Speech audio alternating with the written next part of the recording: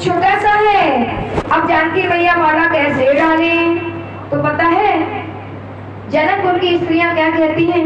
झुक जइयो तनिक रघुवीर, लली मेरी छोटी है। झुक जइयो तनिक मेरी छोटी है। झुक जइयो तनिक रघुवीर, लली मेरी छोटी है। आप क्या है? जनकपुर की स्त्रियां कह रही रघुवीर थोड़ा झुक जाओ। रघुवीर कह रहा नहीं नहीं, ससुराल का मामला है, झुकेंगे नहीं, अभी तो विवाह नहीं हुआ, अभी से झुका रही हूँ, आगे कैसे काम चलेगा। लेकिन क्या हुआ, राम जी झुकते नहीं है। तो लक्ष्मण झरिया ने मनी मन कहा भैया अब आप अकेले नहीं हो। और लक्ष्मण जी ने युक्ति अपनाई, दौड़ करके गए हैं, राम जी के चरणों में गिर गए। भैया की जय हो, बोलो ना भैया की जय हो। क्यों, क्या बात है? भैया ने धनुष तोड़ दिया, जय हो और चरण पकड़ लिए। अब राम जी कहते लक्ष्मण जी उठो धीरे से। लक्ष्मण जी कहते हैं जब तक झुकते नहीं उठाओगे तब तक उठूंगा नहीं। और जैसे ही राम जी लक्ष्मण जी को उठाने के लिए झुके, जानकी जी ने जयमाला डाल दी। रामचंद्र की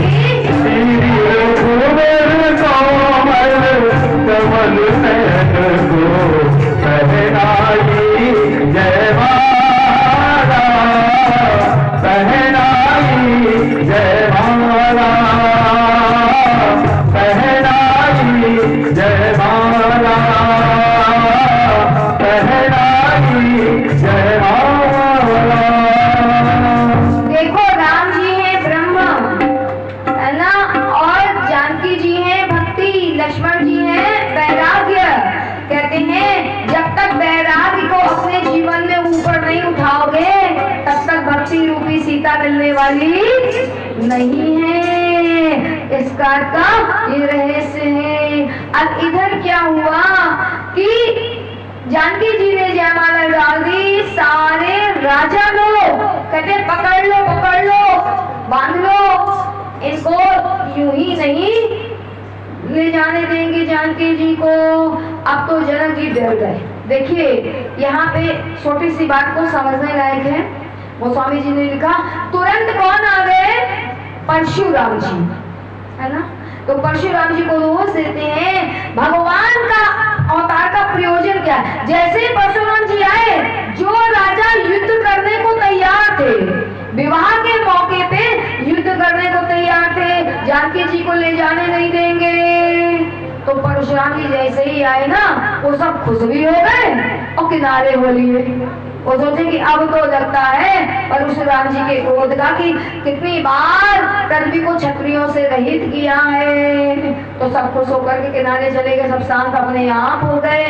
जनक जी ने प्रणाम किया है और जानकी जी को उनके चरणों में लाया है। राम जी सीता जी ने भी प्रणाम किया, आशीर्वाद पाया। और जैसे ही नजर गई कि मेरे गुरुदेव का धनुष टूट गया, किसने धनुष तोड़ा है? लक्ष्मण जी राम जी कहते हैं धनुष तोड़ने वाला कोई आपका भक्त होगा, सेवक होगा। सेवक होगा तो सेवा करेगा, उल्टी करनी क्यों करेगा? बहुत ज्यादा जो है लक्ष्मण और परशुराम संवाद हुआ है। और आजकल तो रामलीला वाले विचित्र करते हैं, जितने ज्यादा वो जो है टांग पटक ले, तखत तोड़ ले, वही ज्यादा बलवान है। ऐसा नहीं होता। ये सब क्या है जो उनमें कुछ ज्ञान कुछ चर्चा हुई है। तद उपरांत राम जी को पहचान लिया है परशुराम भगवान ने और प्रणाम करके चले गए हैं। इधर विश्वामित्र जी से कहा आगे क्या करना चाहिए? कहते विवाह तो धनुष के अधीन था, अब विवाह करा जाए। अवधपुरी में लगन पत्रिका भेजी गई है। दशरथ जी बारात लेकर के आए हैं और जनकपुरी में दशरथ जी के चारों पुत्र राम लक्ष्मण भरत शत्रुघ्न का, जनक जी की चारों पुत्रियां, दो पुत्री जनक जी की थी सीता और उर्मिला। इनके छोटे भाई कुशध्वज थे, इन जनक जी का नाम शीरध्वज था। छोटे भाई कुशध्वज थे, इनकी दो कन्याएं मांडवी और सुकीर्ति। इन चारों का विवाह दशरथ दशरथ जी के चारों पुत्रों के साथ मार्गशीर्ष शुक्ल पक्ष की पंचमी को एक ही मुहूर्त में अलग अलग मंडप पे हो गया है। बोलो सिया, ताली तो बजा दो भाई, भगवान का विवाह हुआ है। सिया बोले रामचंद्र की, उर्मिला व लक्ष्मण जी की, मांडवी व भरत जी की, कीर्ति व शत्रुघ्न जी की जय। ऐसा लग रहा था कि क्रिया सहित चारों पदार्थ दशरथ जी ने पा लिए हो। बहुत सुंदर विवाह वर्णन है रामचरित्र मानस में। और 6 महीने जो है बारात रही है। विदा करना नहीं चाहते हैं, लेकिन बेटी की विदाई तो करनी ही पड़ती है। और विदाई का समय ऐसा होता है, क्या बोलना भैया है, आगे बढ़ते ना। बेटी की विदाई का समय ऐसा होता है कि वास्तव में धैर्य का भी धैर्य छूट जाता है। विधे जो है जनक जी भी अधीर हो गए। यहाँ तक कि जिस तोता मैना को जानकी जी पालती थी, पढ़ाती थी, वो तोता मैना भी रोने लगे, विक्षिप्त हो गए। जानकी कहाँ जा रही है, कहाँ जा रही है। और भगवान ने सबका समाधान किया है। वापस आई है अवधपुरी में बारात, स्वागत हुआ है। कौशल्या माँ से दशरथ जी कहने लगे, बहू लड़कनी पर घर आई, रखियो नयन पलक की नाई। ये छोटी छोटी सी लड़कियां हैं, पराए घर से आई हैं। ये मत समझना पराए घर में आई है। अब ये उनका अपना घर है, वो घर पराए घर है ना। माँ कहती देखो बेटी का कौन सा घर होगा, माँ कहती पराए घर जाओगी। और ससुराल वाले के पराए घर से आई है, तो हर घर उसका पराया, तो अपना कौन सा है। नहीं, ये होना चाहिए कि माँ कहे ये अपना घर है और ससुराल वाले कहे वो पराया घर है, ये अपना घर है। और माँ कहे वो पराए घर जाओगी तो ठीक है, ये अपने लिए अपना घर है। अपनापन इतना होना चाहिए। कौशल्या माँ बड़े प्रेम से बहुओं को रखती हैं। अवधपुरी में अत्यंत आनंद है। लेकिन देवता लोग अब चाहने लगे कि राम जी, अवधपुरी के सब लोग चाहते हैं कि राम जी का राज्याभिषेक हो जाए, युवराज बन जाए। और दशरथ जी गए हैं वशिष्ठ जी के पास में, मुहूर्त निकालिए। कहने लगे जब राम जी राज सिंहासन पे बैठ जाए वही शुभ मुहूर्त है, वेग विलंब न कीजिए। वशिष्ठ जी सब जानते थे। इधर देवताओं ने सरस्वती मैया को भेजा, किसी जो है कुछ ऐसा करो राम जी का राज्याभिषेक ना हो पाए। क्यों? राज्याभिषेक हो जाएगा, राजकाज करने लगेंगे तो रावण का वध कैसे होगा, जो देवताओं को सता रहा है। देवताओं को बंदी बना रखा था, रावण ने कैद कर रखा था। सरस्वती मैया आई है, कोई मिला नहीं तो एक विदेशी मंथरा, जो मन को भी ठहरा दे, उसकी बुद्धि में बैठ गई। मंथरा ने कैकेयी माँ को उकसा दिया, भड़का दिया। कैकेयी माँ ने राजा दशरथ से 2 वरदान मांग लिए और राम जी वन को चल दिए हैं। अवधपुरी की प्रजा को रोता छोड़ करके साथ में जानकी जी और लक्ष्मण जी भी गए हैं। इधर भरत थे नहीं, राम जी चले गए हैं। सुमंत्र को भेजा है कि समझा बुझा करके लौटा लाना। राम जी तमसा नदी पे गए, पीछे पीछे पूरी प्रजा आ रही थी। भगवान ने ऐसी माया डाली, तमसा नदी के किनारे सब सो गए और अर्धरात्रि में भगवान आगे चले गए। सारे अवधपुरवासी छटपटा करके वापस आ गए। सुमंत्र जी गए हैं, सुमंत्र जी को वापस भेज दिया है। और सुमंत्र जी ने आकर बताया राम जी तो वन को चले गए। दशरथ जी ने अपने प्राणों का त्याग कर दिया है। आगे राम जी गए हैं अनेक ऋषियों मुनियों के आश्रमों में। कहते हैं 12 वर्ष तक भगवान चित्रकूट में रहे हैं। आप देखा कि यहाँ सारे देवता आने लगे, भीड़ बढ़ने लगी है। भगवान आगे बढ़े हैं, आगे बढ़े हैं। पंचवटी में आए हैं, पंचवटी में सूर्पनखा आई है। सूर्पनखा का नाक कान काट करके रावण को चुनौती दी है। और इधर माँ जानकी को अग्नि में बैठा दिया कि जब लग करूं निशाचर नासा तब लग तुम करो पावक में वासा। और असली जो सीता थी वास्तव में वो अग्नि में समाहित हो गई और माया सीता छाया सीता आ गई है। इन्हीं माया और छाया सीता ने जो है अब रावण को चुनौती दी। राम जी ने सूर्पनखा गई है, रावण को उकसाया है। रावण मारीच को कपट मृग बना करके लाया है। ये वही मारीच था तो भगवान ने छोड़ दिया था कि आज काम लेना है। मारीच ने मना किया कि मेरी दृष्टि तो भंगी कीड़े जैसी हो गई जब से हमको 100 योजन पार फेंका है। 100 योजन क्यों पार फेंका था? क्योंकि लंका कहाँ थी? 100 योजन पार। तो तब से मेरे जो है चित्त में राम बस गए हैं। लेकिन देखा अगर मैं इसकी बात नहीं मानूंगा तो ये मार डालेगा, इससे अच्छा राम जी के हाथों में हो तो ज्यादा अच्छा है। सोने का हिरण बन करके मारीच गया है। माँ सीता ने हिरण की खाल मांगी, राम जी पीछे पीछे गए हैं और इधर रावण आया है, सीता का हरण करके ले गया है। राम जी आए, कुटिया में सीता मिली नहीं है, तरह तरह के विलाप करते हैं। सीता माँ जा रही है, कुर्री पक्षी की तरह विलाप कर रही है। जटायु ने रावण से युद्ध किया है, जटायु के पंख काट दिए हैं। इधर राम जी कोसते कोसते आए हैं। राम जी का दर्शन करके सीता जी का पता बता के जटायु का ने अपने प्राण छोड़ दिए। राम जी ने अपने हाथों से जटायु की अंत्येष्टि क्रिया करी है।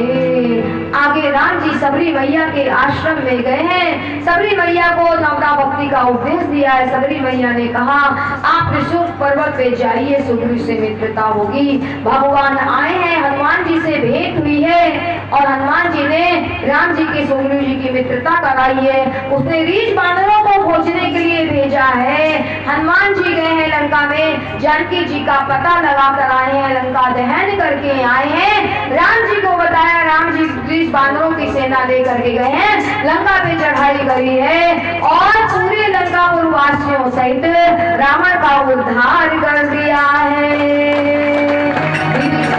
विभीषण को सौंप दिया और पुष्पक विमान पे बैठ करके अवधपुरी में आए हैं। इसके पहले अग्नि परीक्षा ली। अग्नि परीक्षा के बहाने से जो वास्तविक सीता थी उनको वापस लिया है और अवधपुरी में भगवान आए हैं। आज उनका राज्याभिषेक हुआ है। आज मेरे राम राजा बने हैं, आज मेरे राम राजा बने, आज मेरे राम राजा बने, राजा बने हैं महाराजा बने, राजा बने हैं महाराजा बने, आज मेरी सीता रानी बनी है, आज मेरी सीता रानी बनी है, रानी बनी है महारानी बनी है, रानी बनी है महारानी बनी, आज मेरे राम राजा बने हैं, आज मेरी सीता रानी बनी है। राम राज बैठे त्रिलोका, हर्षित भये गए सब शोभा। सभी प्रसन्न थे, एक धोबी ने आक्षेप कर दिया है। राम जी ने गर्भवती माँ सीता को वाल्मीकि ऋषि के आश्रम में पहुंचा दिया है। देखो राम जी को दोष देना नहीं। राम जी ने सोचा यदि मेरे बालक किसी ऋषि के आश्रम में होंगे तो सतोगुणी संपन्न होंगे, राजमहल में होंगे तो रजोगुणी संपन्न होंगे। और वाल्मीकि जी के आश्रम में माँ सीता ने कुश को जन्म दिया है और अपनी मंत्र शक्ति से वाल्मीकि जी ने लौ का निर्माण कर दिया है। और क्या किया, जो रामायण लिखी थी लौ कुश को पढ़ाई है। लौ कुश रामायण का गान करने के लिए अयोध्या में राम जी के दरबार में आए हैं। रामायण के पहले वक्ता लौ कुश और पहले श्रोता राम जी हैं। अब राम जी को पता लगा ये मेरे पुत्र हैं। जानकी जी को बुलाया गया है, लेकिन लोगों ने अभी शंका करी। जानकी जी ने माँ पृथ्वी से कहा कि हे माँ हमको अपनी गोद में ले लो। धरती माँ बीच में फटने लगी और जानकी जी समाहित होने लगी। राम जी उठे हैं, कहते हैं हे पृथ्वी तुमने कन्यादान नहीं किया था, मैं मांग रहा हूँ मेरी जानकी को हमको दे दो। धरती माँ ने एक नहीं सुनी। राम जी ने धनुष पे बाण चढ़ाया, धरती माँ ने डाल दिया है, क्योंकि राम सीता तो हमेशा साथ में है, कनक सिंहासन सिया समेता, है ना, इसलिए हमें उनका विछोह अच्छा नहीं लगता है। और ये आनंद रामायण के अंदर कथा आती है जो मैं आपको सुना रही हूँ, ठीक है। तो कहते हैं 13,000 वर्षों तक राम जी ने राज किया है। अंत में पूरी जो है अवधपुरी साकेतपुरी जो है पुरी में चली गई, और सब जो है राम जी ने भी जल समाधि ले ली है। बोलो सियावर रामचंद्र की जय, श्री राम जय राम जय जय राम, श्री राम जय राम जय जय राम, श्री राम जय राम जय जय राम, श्री राम जय राम जय जय राम, श्री राम जय राम जय जय राम। बोलो राम राम राम सीता राम राम राम, सीता राम राम राम, बोलो राम राम राम, बोलो राम राम राम सीता राम राम राम, बोलो राम राम राम सीता राम राम राम, बोलो राम राम राम सीता राम राम राम, सीता राम राम राम, बोलो राम राम राम, बोलो राम राम राम सीता राम राम राम, सीता राम राम राम, बोलो राम राम राम, बोलो राम राम राम, बोलो राम राम राम, बोलो राम राम। देखिए राम जी का चरित्र अनुकरणीय है और श्री कृष्ण जी का चरित्र श्रवणीय है। भगवान ने त्रेता में अवतार लिया, राम जी ने। भागवत में किताब पहले आती। जब तक आप रामचंद्र जी के चरित्र को जीवन में नहीं उतारोगे, मर्यादाओं पे नहीं चलोगे, तब तक श्री कृष्ण जी का चरित्र समझ में आने वाला नहीं है। राम जी ने जो किया है वो करना है, कृष्ण जी ने जो कहा है वो करना है। बोले वृंदावन बिहारी लाल की जय, भागवत महापुराण की जय। आगे हम लोग चंद्रवंश में चलते हैं कि ब्रह्मा के पुत्र मारीच थे, मारीच की कसरते कहते हैं। इनमें जो है अत्रि ऋषि के चंद्रमा हुए, चंद्रमा के बेटा बुध था जिनका इला से संयोग हुआ था। कहते हैं इसी चंद्रवंश में एक ऋचिक ऋषि हो गए हैं। तो ऋचिक ऋषि का विवाह गाधी जी की कन्या सत्यवती से हुआ था। सत्यवती से विवाह हुआ तो सत्यवती ने पुत्र प्राप्ति की इच्छा करी। इनकी मां ने भी पुत्र प्राप्ति की इच्छा करी। ऋचिक ऋषि ने दोनों के लिए चरु पकाया, स्नान करने के लिए चले गए। देखिए स्वार्थ कहाँ कहाँ बैठा होता है। माँ ने सोचा इसने अपनी पत्नी के लिए अच्छा चरु पकाया होगा, अपनी बिटिया से चरु बदल लिया और ग्रहण किया। जब ऋचिक ऋषि आए तो उनको पता लगा, तो ऋचिक ऋषि कहते हैं ये तुमने क्या किया सत्यवती? अब तुमको पता है तुम्हारी जो माँ को पुत्र होगा ना वो ब्रह्म तेज संपन्न होगा। यानी तुमने जो है तुम्हारे लिए जो चरु पकाया था, तुम ब्राह्मण की ऋषि की पत्नी हो, इसलिए ब्रह्म तेज संपन्न पुत्र चाहिए था, तो तुम्हारी माँ ने ग्रहण कर लिया। और तुमको जो पुत्र होगा वो घोर स्वभाव वाला होगा, वो क्षत्रिय स्वभाव वाला होगा, क्योंकि तुम्हारी माँ जो है वो राजा की पत्नी थी, तो उनको वैसा पुत्र चाहिए था। लेकिन जब कहा हमसे भूल हो गई है, क्षमा कर दो, तो कहते तुम्हारा पुत्र तो ब्रह्म तेज संपन्न होगा, लेकिन पौत्र घोर स्वभाव वाला होगा। इन्हीं ऋचिक ऋषि के जो है जमदग्नि हुए हैं, और जमदग्नि के पुत्र रूप में भगवान परशुराम आए हैं। तो परशुराम भगवान की जय। और ऋचिक की सत्यवती की माँ को विश्वामित्र जी हुए हैं, जो क्षत्रिय होते हुए भी ब्रह्म तेज संपन्न थे। कितना तप उन्होंने किया है। कहते हैं परशुराम जी ने 21 बार क्षत्रियों को पृथ्वी को क्षत्रियों से रहित कर दिया था। क्यों? क्षत्रिय रक्षक बन के आए हैं, जब रक्षक ही भक्षक बन जाए तो उनका भी कल्याण कर देना चाहिए। क्या था? संक्षिप्त में कथा बताते हैं। एक सहस्त्रबाहु कार्तवीर अर्जुन था। एक दिन ये गया शिकार खेलने के लिए, खेलते खेलते भूख प्यास लगाई, जमदग्नि के ऋषि के आश्रम में गया। जमदग्नि ऋषि के पास कामधेनु गाय थी। उस कामधेनु गाय से पदार्थ प्राप्त की और राजा का सेना सहित सत्कार किया है। जब वो जाने लगे तो जमदग्नि से कामधेनु गाय मांगी है। उन्होंने कहा ये में तो मेरी होम धेनु है, इसी से आगे सत्कार होता है, हम यज्ञ करते हैं। वो जबरदस्ती खोल करके ले गए। परशुराम जी को पता लगा। परशुराम जी जब गए हैं तो झगड़ा हुआ है और कार्तवीर की सिर काट करके वध कर दिया। जमदग्नि कहते हैं बेटा परशु ये तुमने क्या किया? राजा विष्णु का अंश होता है, जाओ प्रायश्चित करो, तपस्या करो। ये प्रायश्चित करने के लिए महेंद्र पर्वत पे गए कि सहस्त्रबाहु के पुत्र आदि आए हैं। जमदग्नि ऋषि ध्यान में बैठे थे। रेणुका रोकती रह गई है, प्रार्थना करती रह गई है, नहीं माने सिर काट के हत्या कर दी। रेणुका जी ने आर्तनाद किया, हाँ परशु।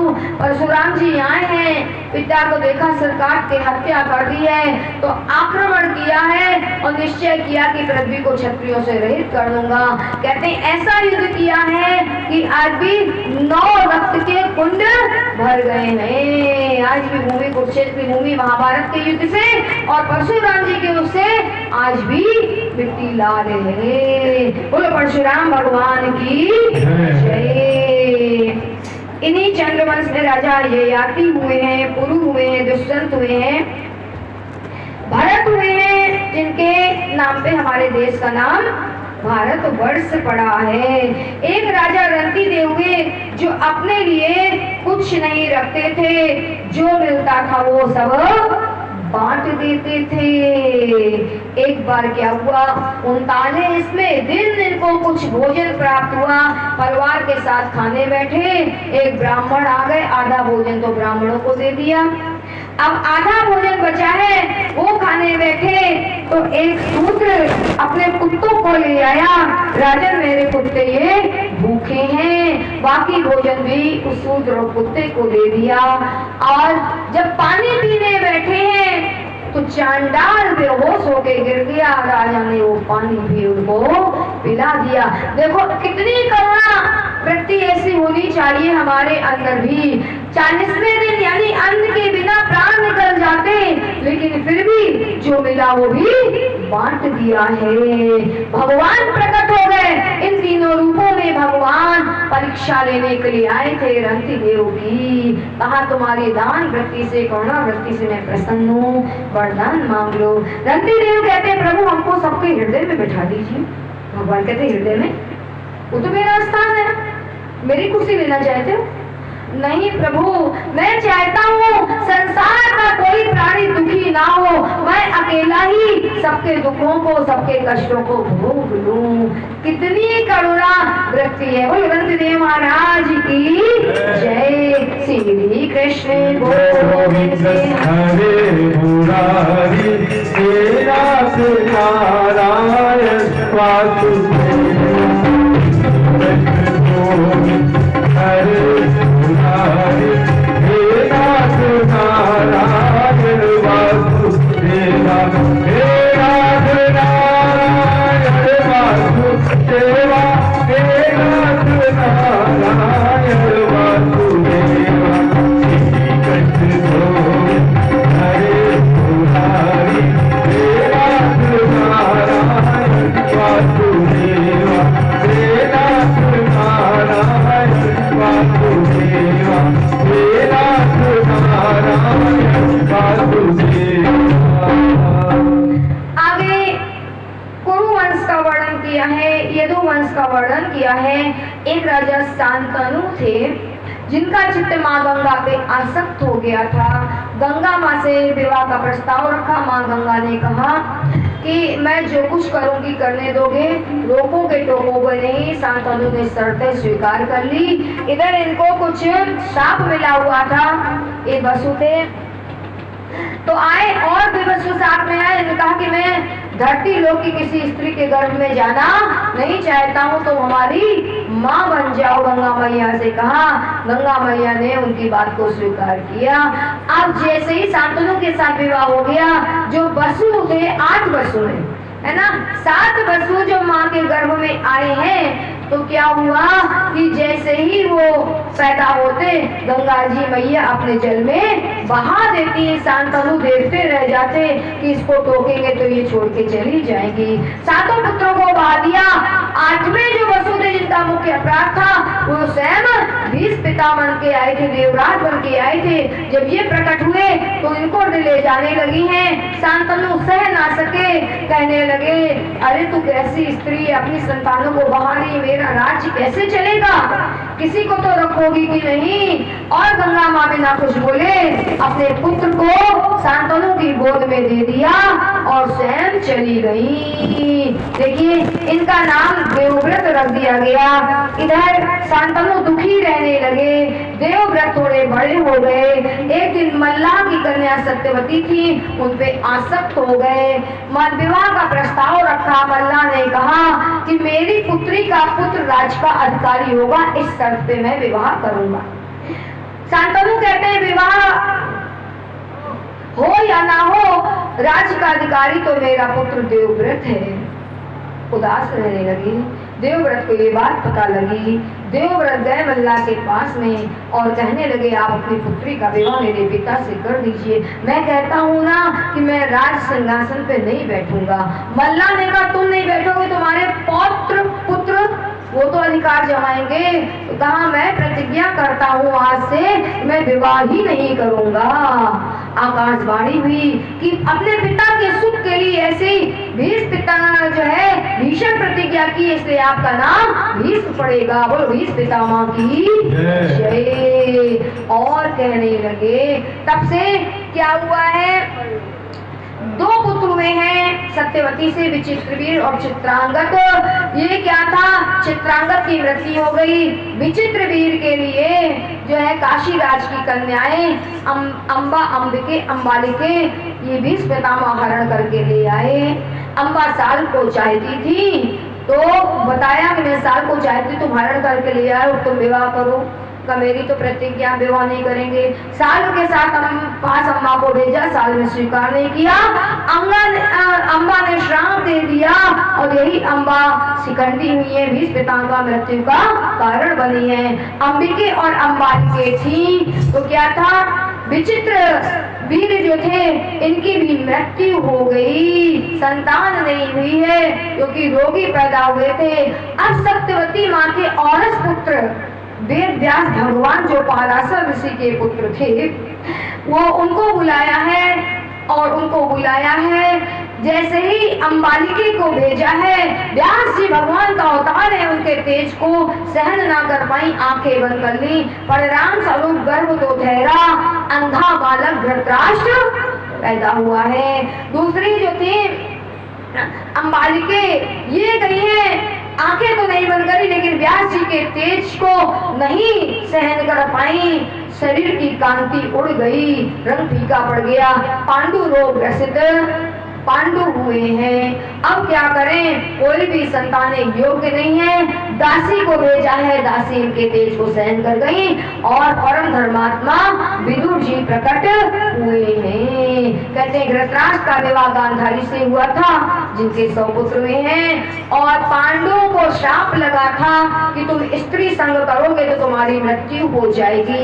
इनका विवाह कुंती और माद्री से हुआ था, अतः ये बात इनको पता थी।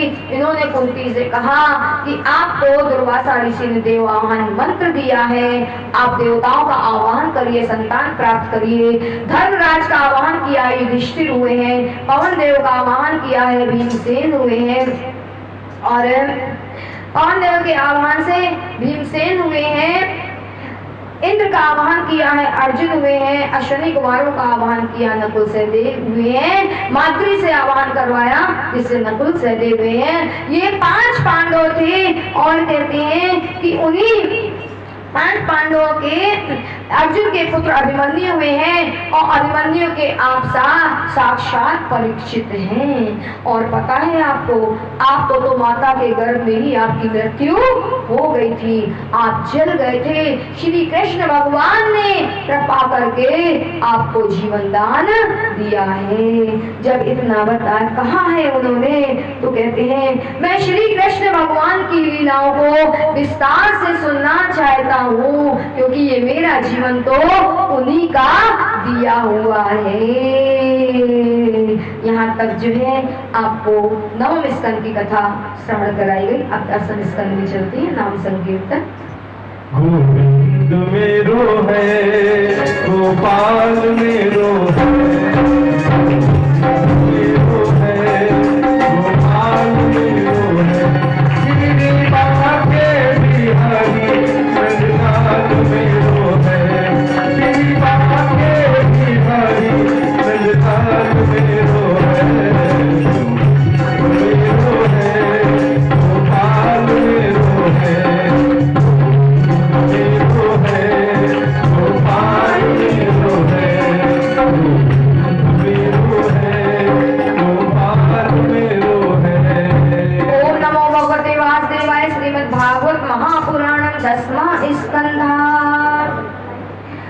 राजा परीक्षित ने पूछा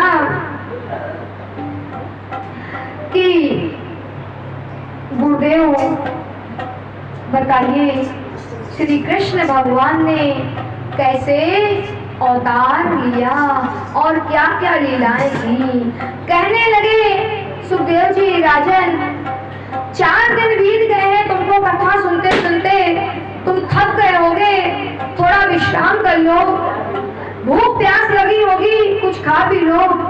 अब कहने लगे परीक्षित जी गुरुदेव भगवान की प्यारी प्यारी कथाओं से तो वही थक सकता है जो आत्महत्यारा हो, अर्थात अपना कल्याण ना चाहता हो या कसाई हो, को थकान नहीं। रही भूख प्यास की बात, अरे इसी भूख प्यास के कारण तो मेरे से इतना बड़ा अपराध और पाप हो गया है। ना हमको भूख सता रही है और प्यास तो सताई नहीं रही, क्यों? आप हमको जो है भगवान का कथा अमृत पिला रहे हैं, आपके मुख से गिरता हुआ मैं अमृत कानों के माध्यम से पी रहा हूँ, इसलिए प्यास नहीं लग रही है। आप आगे कथा सुनाइए। कथा में इतनी प्रेम देखा है तो श्री सुखदेव जी ने भी आंख में आंसू भर लिए, उत्तम श्लोक कह के संबोधित किया है और आगे कहने लगे कि पृथ्वी असुरों के अत्याचार से आकुल व्याकुल हो गई है, गौ का रूप धारण करके देवताओं के पास गई है।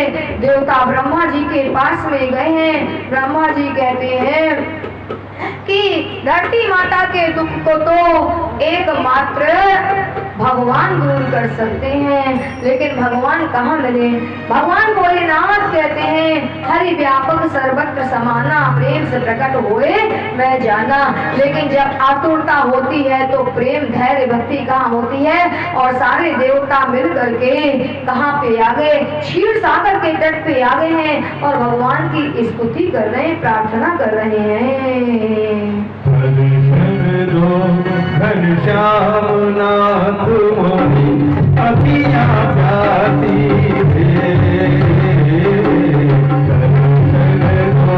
घनश्याम नाथ मोहि अखियाँ प्यासी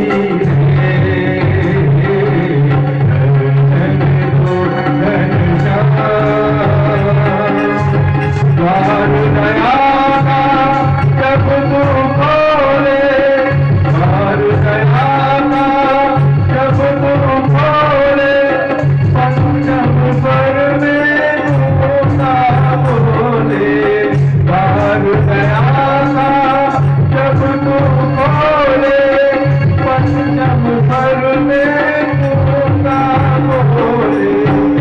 अंदाजे गंगा चल कर जाए काशी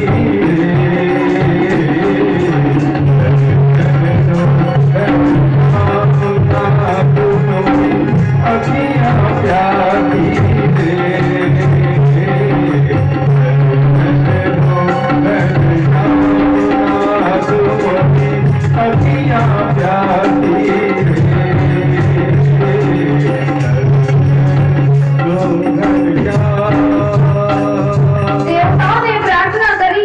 आकाशवाणी हुई है। ब्रह्मा जी ने समाहित चित्त होकर के सुना कि हम जो है पृथ्वी के कष्ट को जानते हैं, शीघ्र अति शीघ्र हम अवतार लेंगे।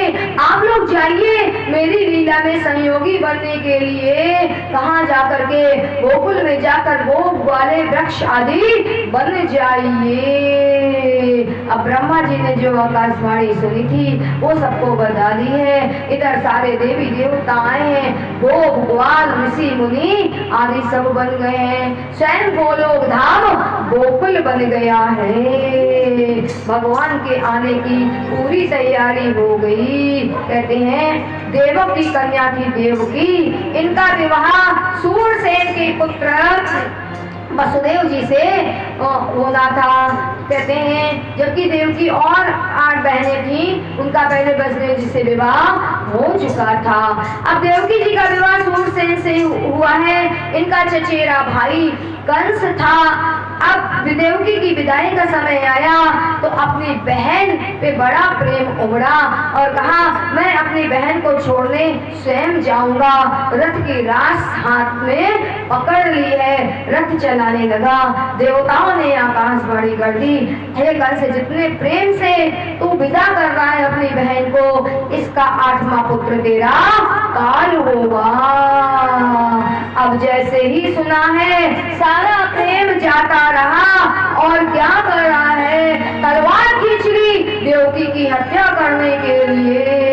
वसुदेव जी संभले। वसुदेव जी ने कहा कंस तुमको देवकी से तो भय नहीं है, तुम्हारी बहन है, अबला है, अभी अभी विवाह छोड़ दो। एक नहीं मानी। वसुदेव जी ने कहा सोचा जब तक तन में प्राण है तब तक जो है प्रयास करते रहना चाहिए। वसुदेव जी ने कहा कंस तुमको देवकी के पुत्रों से भय है ना, देवकी से तो भय नहीं है।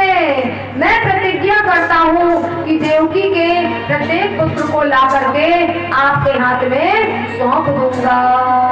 ये कंस जानता था कि वसुदेव जी झूठ नहीं बोलते हैं।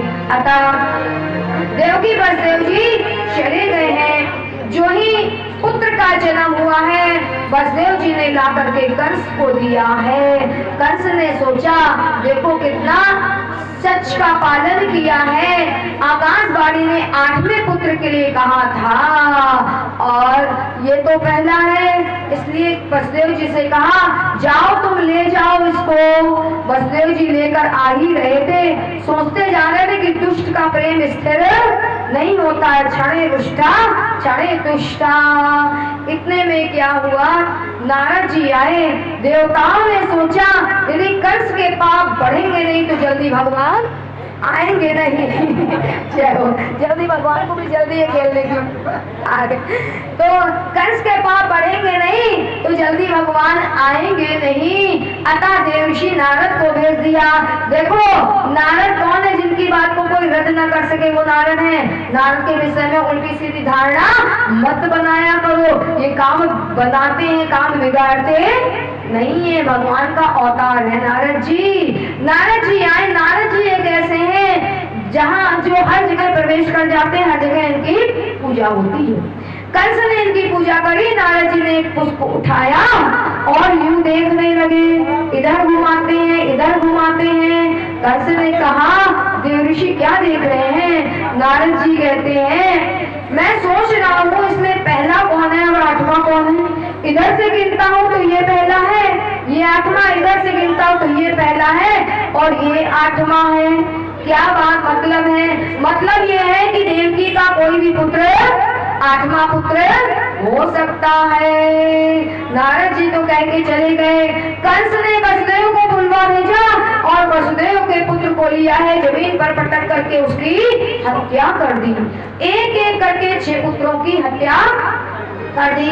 7वें पुत्र के रूप में स्वयं शंकरशर भगवान आए हैं। भगवान ने योग माया जी को बुलाया और योग माया जी को कहा कि आप जाओ, मेरा अंश जो देवकी के गर्भ में पल रहा है, देवकी के गर्भ से निकाल करके नंद बाबा के यहाँ वसुदेव जी की एक पत्नी रोहिणी रहती है, उनके घर में स्थापित कर दो। देखो आजकल सैरोगेट मदर चल रहे हैं, ये हमारे भगवान ने सारा तो इंतजाम पहले से ही कर रखा हुआ है ना। हमारे भगवान भी वैसे ही आए हैं। और कहा यदि तुम ऐसा करोगी तो पृथ्वी पर लोगों को मुंह मांगा वरदान देने में समर्थ हो पाओगी, और तुम जाकर के गोकुल में प्रकट हो जाओ, मैं मथुरा में प्रकट होता हूँ। और क्या हुआ, योग माया जी आई हैं, देवकी के गर्भ को खींचा और रोहिणी के गर्भ में स्थापित कर दिया। कंस को पता लगा, गर्भ स्राव हो गया, गर्भ स्खलित हो गया। कंस ने कहा अरे अभी तो 7वां ही था, गर्भ स्खलित हो गया, लेकिन क्या करते हैं। देवकी वसुदेव जी को बुलाया, कैद खाने में डलवा दिया है। और इधर क्या हुआ है, रोहिणी जी ने पुत्र को जन्म दिया है, लेकिन आंखें नहीं खोली हैं बलराम जी ने। बलराम जी का नाम रखा गया था। आंखें नहीं खोली, जोशियों को बुलाया, ना रोया ना बोला ना देखा कि क्या बात है। तो उन्होंने कहा आप सब लोग एकादशी का व्रत करिए, कीर्तन करिए, उपवास करिए, प्रार्थना करिए। जब नंद राय जी के यहाँ पुत्र होगा तो ये बालक बोलेगा भी, देखेगा भी, सब कुछ करेगा। आज जो है पूरे ब्रज में एकादशी का व्रत करते हैं, इंतजार करते हैं, कीर्तन करते हैं। क्या इंतजार कर रहे हैं, बड़ी देर हुई नंदलाला, तेरी राहत की ब्रजमाला। बड़ी देर हुई नंदलाला, तेरी राहत की ब्रजमाला। बाल बाल एक एक से पूछे, बाल बाल एक एक से पूछे, कहाँ है मुरली वाला। बड़ी देर तेरी राहत की ब्रजमाला, बड़ी देर हुई नंदलाला, तेरी राहत की ब्रजमाला। अभी अभी थोड़ा देर भगवान का काम नहीं हुआ है, आप लाभ करो, बधाई लाभ करना।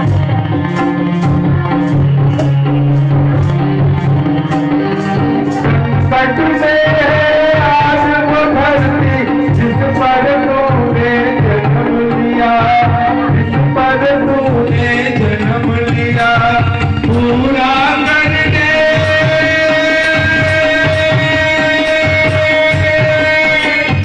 पूरा कर दे आज वचन जो गीता में है तूने दिया, गीता में है तूने दिया। कोई नहीं है, कुछ बिन मोहन कोई नहीं है। भारत भारत वाला है, बड़ी देर तेरी राहत की ब्रजमाला, बड़ी देर नंदलाला, तेरी राहत की ब्रजमाला, तेरी राहत की ब्रजमाला, तेरी राहत की ब्रजमाला। इंतजार हो रहे हैं कि नंद राय जी का पुत्र हो जाए। इधर क्या हुआ है, भगवान ने जो है गर्भ में प्रवेश किया है। देवकी वसुदेव जी जेल खाने में बंद हैं और भगवान आ रहे हैं देवकी के उदर में। ज्योति कुंज से प्रकट हुआ, चला धरा की ओर, छाया था जहाँ पाप का अंधकार घनघोर। जप कर रहे करे करुण पुकार, दुष्ट दमन को ले रहे स्वयं विष्णु अवतार।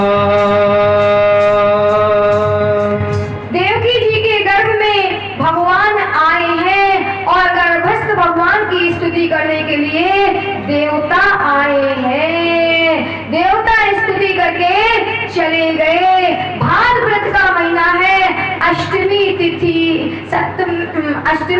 है और रात्रि के ठीक 11 बजे हैं, 11:30 बजे हैं। सरोवर से कमल खिले हुए हैं, तारे टिमटिमा रहे हैं, अग्नि कुंडों की अग्नियां स्वयं प्रज्वलित हो गई हैं, शीतल मंद सुगंधित समीर चल रही है। और क्या हुआ है, जैसे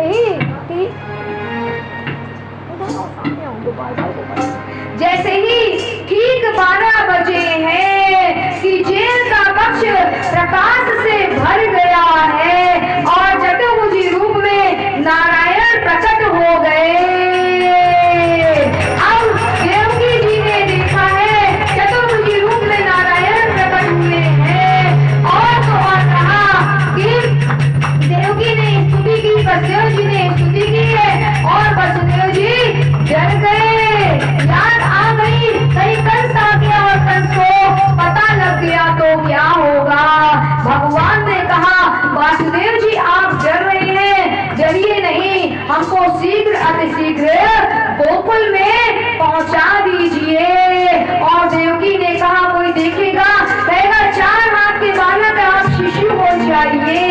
और हुआ ये कि जैसे ही माँ ने आज्ञा दी है भगवान शिशु रूप में हो गए और जितने पहरेदार थे वो सब सो गए। जैसे ही देवकी की गोद से भगवान को लिया है वसुदेव जी ने, वसुदेव जी की हथकड़ियां बेड़ियां जो है सब खुल गई हैं। उसी जेल के कक्ष के कोने में एक सूप पड़ा हुआ था, सूप उठाया है और लाला को सूप में डाला है।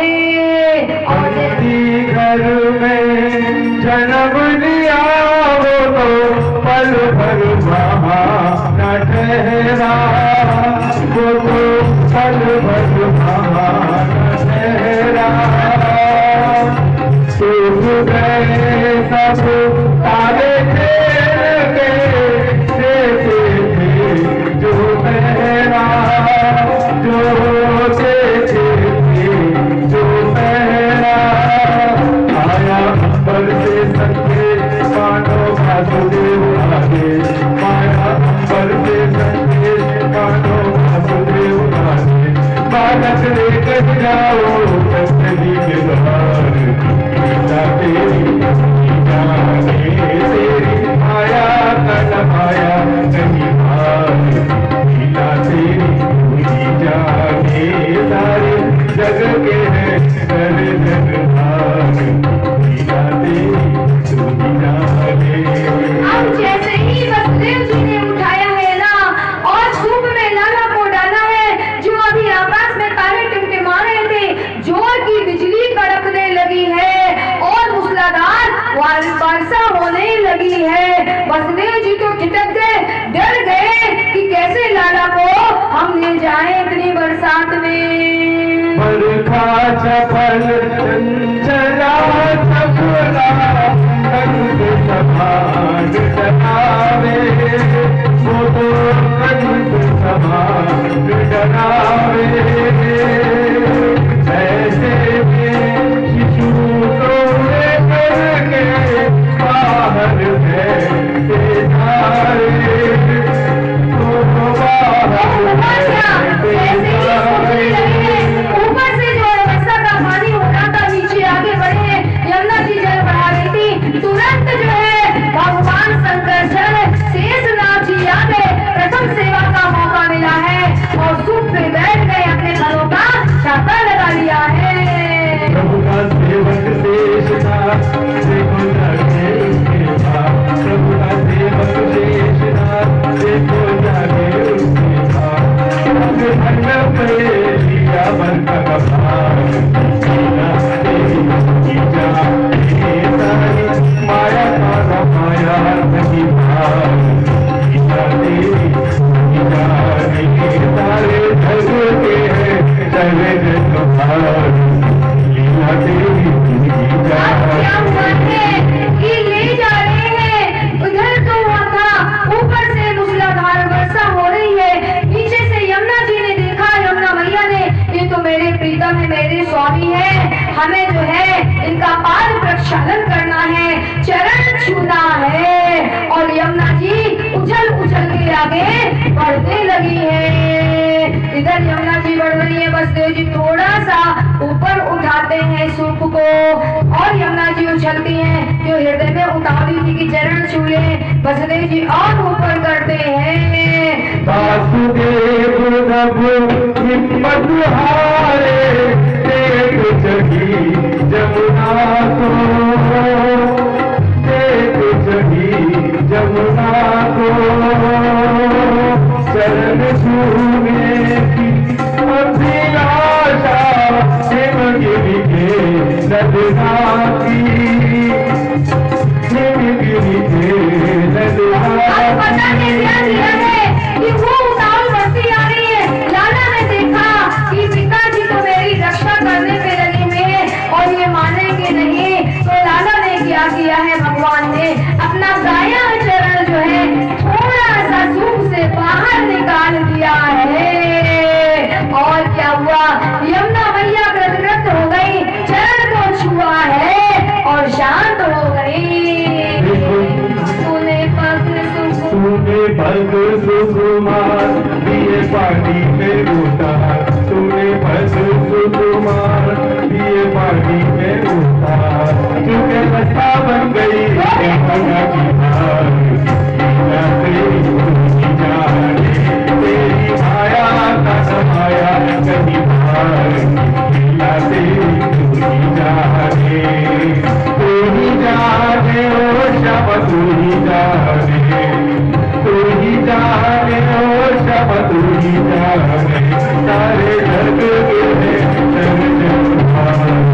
लीला तेरी तू ही जाने, तेरी माया का पाया कहीं भार, लीला तेरी तू ही जाने। अब यमुना मैया ने जैसे ही चरण छू लिए हैं, जो इतनी उतार तरंगे बढ़ रही थी, उनका हृदय शांत हो गया है, बिल्कुल नीचे आ गई और दो भागों में बट गई है, बल्कि समतल रास्ता कर दिया है। वसुदेव जी को कुछ पता नहीं लगा, अपने लाला को लेकर के सीधे कहाँ पहुँच गए, गोकुल में। आज गोकुल में पता है क्या था, सीधे नंद भवन में पहुँच गए, सारे द्वार खुले हुए थे और सब लोग सोए पड़े हुए थे। सीधे नंद भवन में गए, यशोदा मैया के पीठ के पीछे कन्या लेटी हुई थी। अब क्या किया, वसुदेव जी ने अपने बालक को तो लिटाया, कन्या को उठाया और सोचने लगे कि अपने बालक की रक्षा करना तो ठीक है, किसी की कन्या लेनी नहीं चाहिए, लेकिन सोचते जा रहे हैं और लेते जा रहे हैं और लेकर के आए हैं। जल्दी जल्दी जैसे ही देवकी की गोद में दिया है, हथकड़ियां पड़ गई हैं और ताले बंद हो गए हैं और कन्या ने रोना शुरू किया है। सारे पहरेदार जग गए और कंस के पास गए, हो गया कंस ने कहा क्या हो गया, तुम्हारा काल हो गया।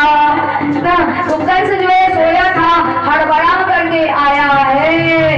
देवकी जो है अपनी जो है कन्या को गोद में लिए हैं, छाती से चिपकाए हैं। ए देवकी, इस कन्या को मेरे को दे दो। देवकी कहती भैया ये कोचनी बाल है, ये बालक नहीं है, ये कन्या आपका क्या बिगाड़ पाएगी, इसको तो छोड़ दो ना, मेरे 6 पुत्र तुमने मार डाले हैं, एक ना सुनी है।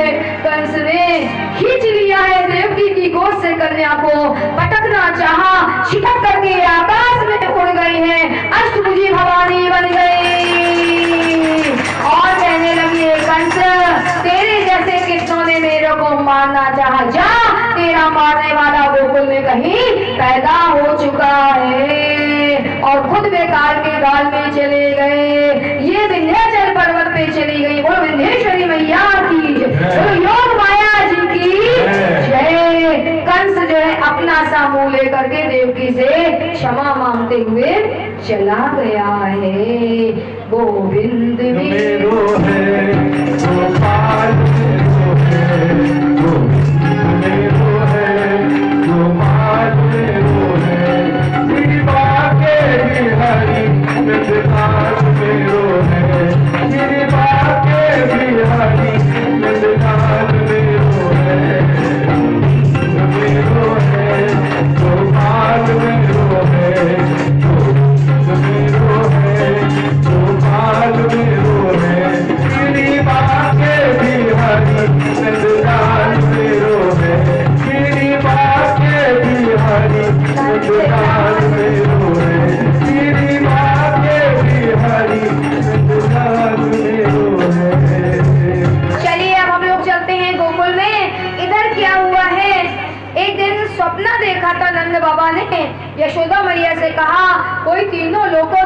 बालक तुम्हारा स्तनपान करने के लिए मचलता है।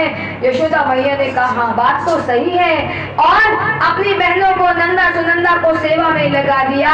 आज नंदा सुनंदा भी सोई हुई थी, आई है यशोदा जी के पास में, देखा एक पीठ के पीछे एक त्रिभुवन सुंदर बालक पड़ा हुआ है, लेटा हुआ है, जगाया है। अरे यासरे तू सो रही है, देव जो है तीनों लोगों से सुंदर बालक तुमको प्राप्त हुआ है। और जैसे ही यशोदा जगी है, पूरे गोकुल में नंद महल में हल्ला हो गया। क्या हल्ला हुआ है? यशोदा ने अकड़ गई, यशोदा ने जायो है लल्ला, बाहुल्ला में हल्ला गयो है। यशोदा ने बाहुल्ला में हल्ला गयो है, हल्ला गयो है, हल्ला गयो है, हल्ला भयो है, हुल्ला गयो है। यशोदा ने हल्ला बाहुल्ला में हल्ला गयो है। अच्छा, जैसे ही पता लगा है बोलने में हल्ला हुआ है कि सब के सब ब्रज मंडल की सखाएं सब आ गई अभिषेक करिए भगवान का। और क्या कहती है? नंद भवन में लल्ला जायो, नंद भवन में लल्ला जायो, ब्रज मंडल में आनंद छायो, नंदन में आनंद छायो, घर घर फूलन को गल्ला, हुल्ला में हल्ला गयो है, घर घर फूलन को गल्ला। अच्छा, जैसे ही नंद राय जी को पता लगा है ना, तो नंद राय जी छलांगे लगाने लगे हैं। दही दूध मक्खन की ईच बन गई है, विशेष उत्सव होने लगा है। नंद घर आनंद भयो। एक मिनट रुकिए, पीछे हमारी माताएं बैठी है, उनको क्या बात है ना, आनंद प्रकट हुआ है, चले खड़े हो जाइए, आनंद उत्सव मनाते हैं हम सब लोग ना। नंद घर आनंद भयो, लाल की हाथी दीने घोड़ा दीने, और दीदी बाल की, नंद घर आनंद भयो, जय कन्हैया लाल की, हाथी दीने घोड़ा दीने, और दीदी बाल की, नंद घर आनंद भयो, जय कन्हैया लाल की, नंद घर आनंद भयो, जय कन्हैया लाल की, हाथी दीने घोड़ा दीने, और दीदी बाल की, नंद घर आनंद भयो, जय कन्हैया लाल की, हाथी दीने घोड़ा दीने, और दीदी बाल की, नंद भैया बोलते रहो आप, नंद घर आनंद भयो। जय कन्हैया लाल की, जय आनंद भय, जय कन्हैया लाल की, हाथी दीदी घोड़ा दीदी और दीदी बाल की। कृष्णा कृष्णा आए कृष्णा, आज तो बधाई बाजे, बधाई तो अभी देंगे, अभी तो कृष्ण जी का स्वागत कर लीजिए पहले। बाजे नंद भवन, पहले कृष्णा कृष्णा सुखदेव जी का स्वागत कर लीजिए।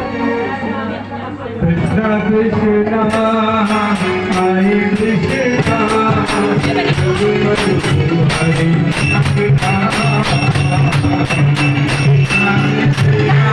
आनंद के लिए कृष्ण भगवान प्रकट हुए हैं।